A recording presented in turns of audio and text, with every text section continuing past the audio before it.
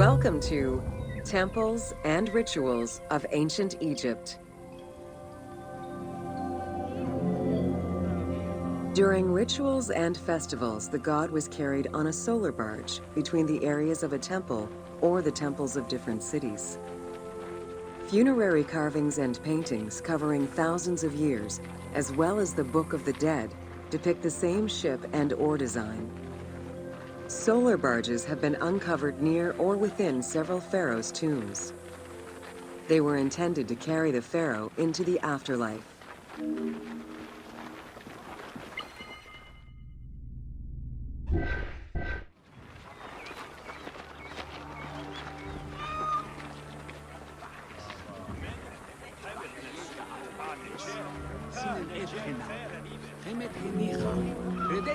Ancient Egyptians believed that Ra, the sun god, traveled the skies in a boat known as the solar barge. The solar barge was believed to cross over to mythological lands.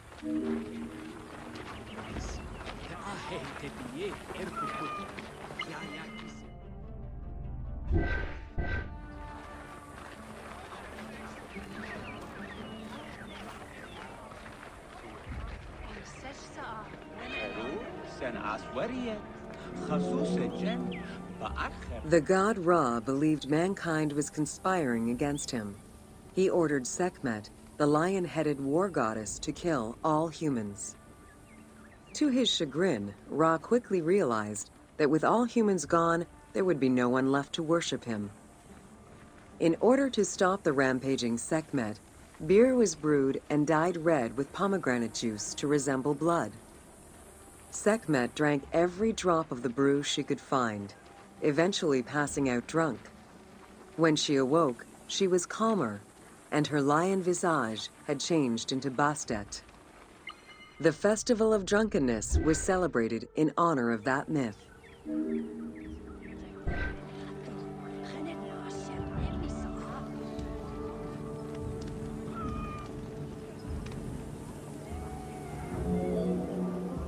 Unlike the daily rituals that took place in the temple and were performed by priests, festivals allowed the entire population of the city to participate.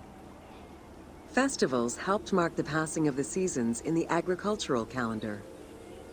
In reflecting the cycles of life, festivals offered a sense of consistency and structure for the regular citizens, thus reinforcing the sense of order that pharaohs were to provide for the citizens of Egypt as part of their godly duties.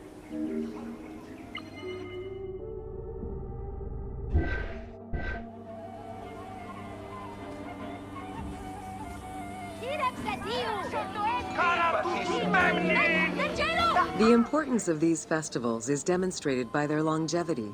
Records show that Osiris festivals occurred for more than 2,000 years. Some festivals serve to reinforce state control and promote the king's reign. Both the Opet and Set Jubilee festivals were specifically intended to celebrate the renewal of the king's power.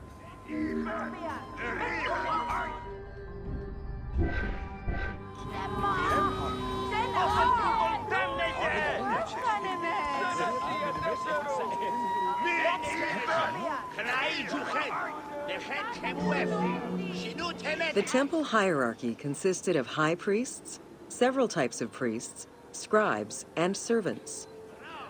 The high priest was known as the prophet. Some divinities had up to 4 prophets, and they were the ones to perform the most advanced and complex rituals.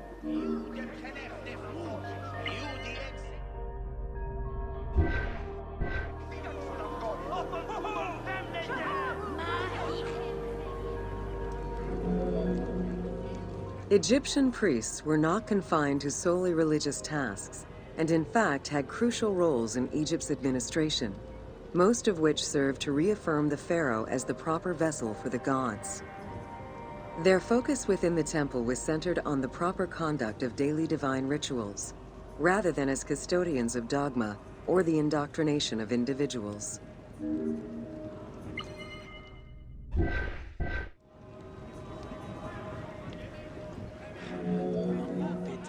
Scribes were custodians of the sacred sciences. Some priests were associated with the funeral rites and were considered the group with medical knowledge. The servants of the Ka were low-ranking priests who carried food and offerings in funerary rituals. Lector priests were distinguished by their ability to read, and their main duty was to recite specialized religious texts in both temple and funerary rituals.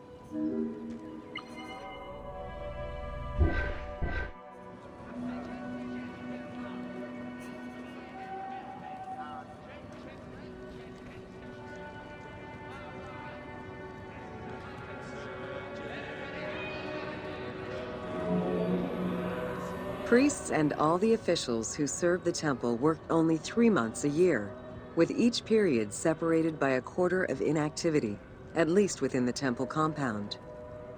Each outgoing group handed over the temple and their tools to the newcomers. Only the high priesthood remained in permanent office within the temple.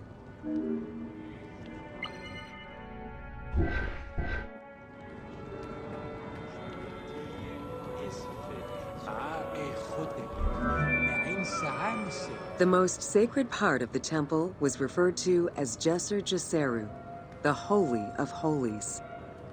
The most sacred inner sanctuary was where the shrine to the temple deity was located. Only priests were allowed within.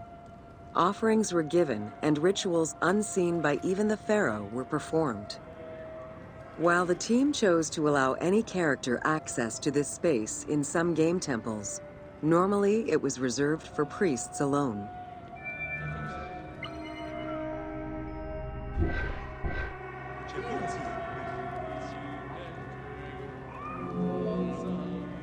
Pharaohs and their priests often chose the site of these sacred temples because of some mythological connection or an alignment with the cardinal points and certain stars.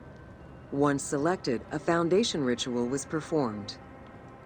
The pharaoh was required to complete 10 steps in the ritual, which required a mix of offerings as well as specific construction techniques.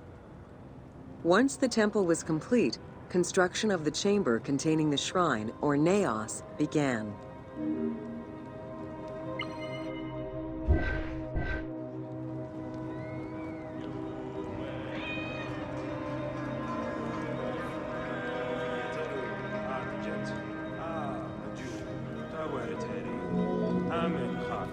The naos was where the god statue stood.